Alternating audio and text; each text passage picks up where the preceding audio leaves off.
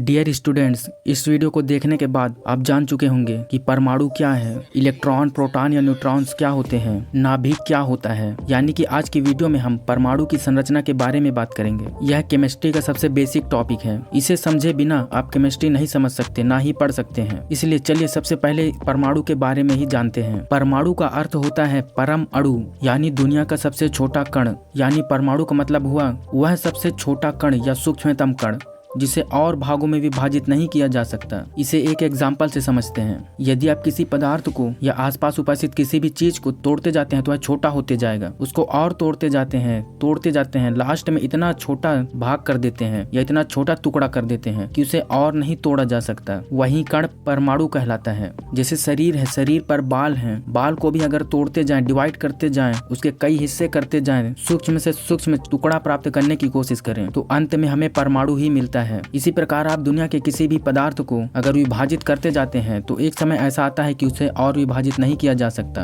और भागों में नहीं तोड़ा जा सकता। उसी कण को परमाणु कहा गया। परमाणु सिद्धांत के जनक महर्षि कणाद को कहा जाता है। उन्होंने ही जॉन डाल्टन से 2500 साल पहले वैशेषिक दर्शन में परमाणु के बारे में बताया था। उसके बाद परमाणु के बारे में ज्यादा जानकारियां हासिल नहीं हुई। कई शताब्दियों बाद सन 1803 में जॉन डाल्टन नामक वैज्ञानिक ने आधुनिक परमाणु सिद्धांत दिया और बताया कि परमाणु सबसे सूक्ष्मतम और अविभाज्य कण है जिसे और भागों में विभाजित नहीं किया जा सकता तथा दुनिया के सभी पदार्थ परमाणुओं से बने होते हैं। एक जैसे तत्वों के परमाणु भी एक जैसे होते हैं, एक समान होते हैं, जबकि अलग अलग तत्वों के परमाणु अलग अलग होते हैं। परमाणु आपस में मिलकर अणुओं का निर्माण करते हैं। इसे डाल्टन का परमाणु सिद्धांत कहा गया। डाल्टन के परमाणु सिद्धांत के बाद वैज्ञानिकों का ध्यान इस ओर आकर्षित हुआ और कई वैज्ञानिकों ने अपने प्रयोगों के द्वारा यह साबित कर दिया कि परमाणु सबसे सूक्ष्मतम कण नहीं है, उसे और भागों में विभाजित किया जा सकता है। 19वीं शताब्दी के अंत में सर जे थॉमसन ने अपने प्रयोगों द्वारा यह सिद्ध कर दिया कि परमाणु के अंदर इलेक्ट्रॉन होते हैं। इसके लिए उन्हें 1906 में नोबेल पुरस्कार भी दिया गया। इनके अलावा गोल्डस्टीन ने प्रोटॉन और चैडविक ने न्यूट्रॉन की खोज की। इस प्रकार वैज्ञानिकों को पता चला कि परमाणु के अंदर 3 और प्रकार के कण होते हैं, इलेक्ट्रॉन, प्रोटॉन और न्यूट्रॉन। इलेक्ट्रॉन में माइनस चार्ज होता है, प्रोटॉन में प्लस, जबकि न्यूट्रॉन में 0 चार्ज होता है, यानी कि न्यूट्रॉन उदासीन होता है। परमाणु के स्ट्रक्चर को समझने के लिए जे थॉमसन ने परमाणु मॉडल दिया, जिसे प्लम पुडिंग मॉडल,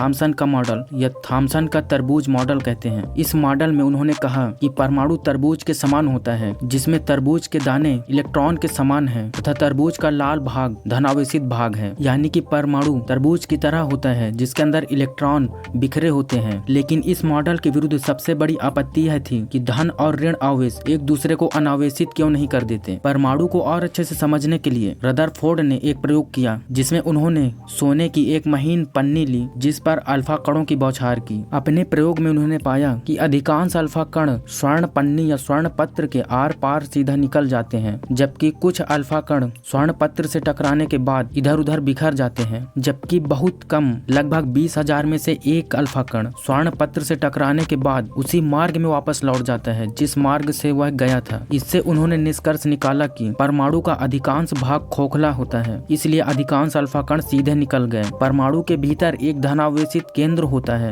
चूंकि अल्फा कण भी धनावेशित होता है, इसीलिए प्रतिकर्षित होकर वह विभिन्न दिशाओं में विक्षेपित हो जाता है या बिखर जाता है। इस धनावेशित भाग को उन्होंने नाभिक कहा और लगभग 20,000 अल्फा कण में से एक अल्फा कण टकराने के बाद उसी रास्ता में वापस जाता है जहाँ से वह आया था। इसका मतलब कि नाभिक बहुत ही छोटा होता है। इस प्रकार अपने प्रयोग से उन्होंने बताया कि परमाणु के केंद्र में एक नाभिक होता है। नाभिक में ही धनावेश होता है और इलेक्ट्रॉन या ऋण आवेश उसके चारों ओर चक्कर लगाते रहते हैं। इसको समझने के लिए आप सौर मंडल को उदाहरण ले सकते हैं। सौर मंडल में सूर्य नाभिक की तरह है और बाकी के ग्रह इलेक्ट्रॉन की तरह हैं जो उसके चारों ओर चक्कर लगाते रहते हैं। इस प्रकार नाभिक की खोज के लिए रदरफोर्ड को नाभिकीय विज्ञान का जनक भी कहते हैं। साथ ही उनको 1908 में रसायन विज्ञान का नोबेल पुरस्कार भी दिया गया। इस प्रकार अब आप जानते हैं कि दुनिया का सबसे सूक्ष्मतम कण परमाणु के अंदर 3 प्रकार के कण होते हैं, इलेक्ट्रॉन, प्रोटॉन और न्यूट्रॉन। प्रोटॉन और न्यूट्रॉन नाभिक में होते हैं, जबकि इलेक्ट्रॉन उनके चारों ओर चक्कर लगाता है। रदरफोर्ड ये समझाने में असमर्थ रहे कि नाभिक के चारों ओर इलेक्ट्रॉन कैसे चक्कर लगाते हैं, वे किस क्रम में या किस नियम से घूमते हैं, वे आपस में टकराते क्यों नहीं। उसके बाद इलेक्ट्रॉनों के वितरण या विन्यास को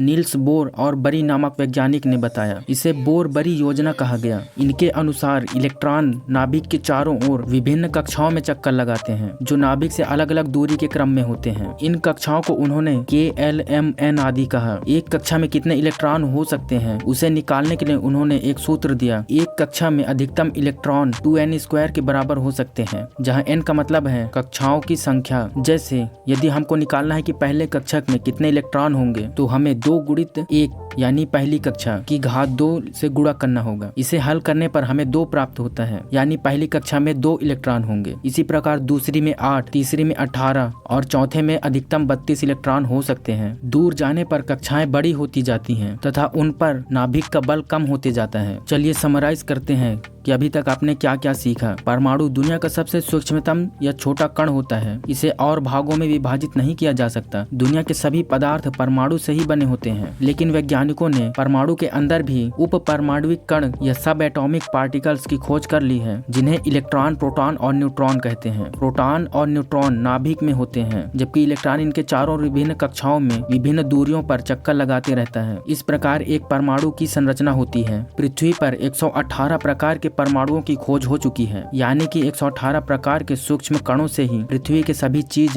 या सभी पदार्थ बने हुए हैं। इन परमाणुओं को तत्व कहा गया। अब इन 118 तत्वों को याद कैसे रखा जाए, इन्हें अध्ययन कैसे किया जाए, तो इसके लिए वैज्ञानिकों ने बहुत सारे प्रयास किए। जैसे लोथर मेयर ने वक्र बनाया। उनके वक्र में एक जैसे तत्व एक जैसे स्थानों पर थे। डोबे राइनर ने 3-3 तत्वों का समूह बनाया, जिसे त्रिक नियम कहते हैं। न्यूलैंड्स ने 8-8 तत्वों का समूह बनाया और अष्टक सिद्धांत दिया, जिसमें पहला और 8वां तत्व समान होता था, यानी कि तत्वों को उनके भार के अनुसार यदि क्रम से रखते हैं तो एक समय बाद गुणों की आवृत्ति होती है, यानी पहले तत्व के जैसे गुण एक निश्चित समय बाद फिर से आते हैं। लेकिन सबसे ज्यादा प्रसिद्धि दिमित्री इवानोविच मेंडलीफ को मिली। उन्होंने अपने समय में ज्ञात सभी तत्वों को एक टेबल में व्यवस्थित किया, जिसे मेंडलीफ की आवर्त सारणी कहा गया। उसके बाद मोसले ने आधुनिक आवर्त नियम दिया और बताया कि तत्वों के भौतिक और रासायनिक गुण उनके परमाणु क्रमांकों के आवर्ती फलन होते हैं। इससे पहले जितने भी वैज्ञानिक थे जिन्होंने तत्वों का वर्गीकरण किया, वे उनके भार के अनुसार किया, जबकि मोसले ने आधुनिक आवर्त नियम में तत्वों के परमाणु क्रमांकों को मान्यता दी। इसी नियम का उपयोग करते हुए बोर ने उस समय ज्ञात सभी 92 तत्वों को एक सारणी में व्यवस्थित कर दिया, जिसे आधुनिक आवर्त सारणी या आवर्त सारणी का दीर्घ रूप कहते हैं। इस आवर्त सारणी में आप देख सकते हैं कुल 118 तत्व हैं। इन्हें 4 ब्लॉकों में बांटा गया है,